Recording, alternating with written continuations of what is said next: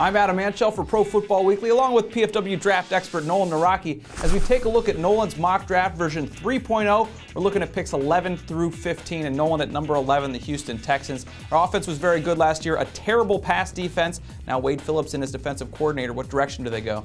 I think they'd like to go with the secondary, but if the top two cornerbacks are off the board, they're going to be looking at North Carolina defensive end Robert Quinn, who projects the outside linebacker in Wade Phillips' 3-4 defense. He's a very raw prospect, excellent pass rusher. He's more of a finesse player, similar to Marcus Ware, who Phillips coached in Dallas. Seems like it would be a good fit. He certainly knows defense, so Quinn a good fit there. At 12, the Minnesota Vikings, a big change for them. Brett Favre gone, we think, at least for this year. So they have a lot of changes there. We know Adrian Peterson said at running back. Where do they go with the pick?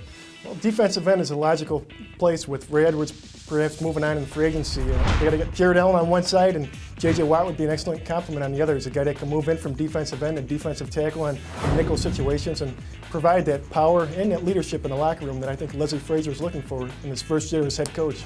The defensive line has been so good for so long, it's starting to get a little old and wearing down. At number 13, the Detroit Lions, a great end to their season. We know they have a lot of talent on the offensive side of the ball. Where do they go with this?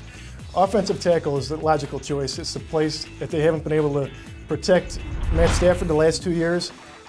Anthony Costanzo from Boston College is very smart, he's versatile, very confident. I think he's a guy that'll hit it off with head coach Jim Schwartz. He makes a lot of sense at that spot. Yeah, with Stafford getting hurt every year, they got to see what they have with him. A tackle will help with that. At 14, the St. Louis Rams. We know they would love to have a receiver to try and help out Sam Bradford. Both of our top receivers gone, so who do they go with at 14?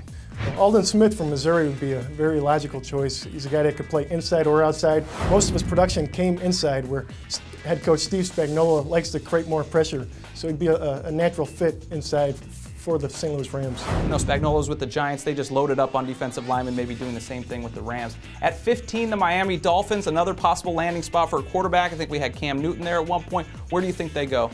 They don't have a second-round pick because they traded it last year for Brandon Marshall.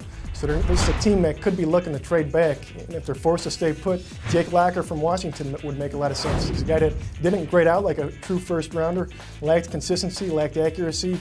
You know, he was very inconsistent as a senior, but he's a guy that could easily fit into the middle to the back of the first round. I think Chad Henne was a disappointment there, so it wouldn't be a surprise to see them try and upgrade and get a quarterback there. That's picks 11 through 15. We'll get through all the mock draft. You just keep checking back, ProFootballWeekly.com.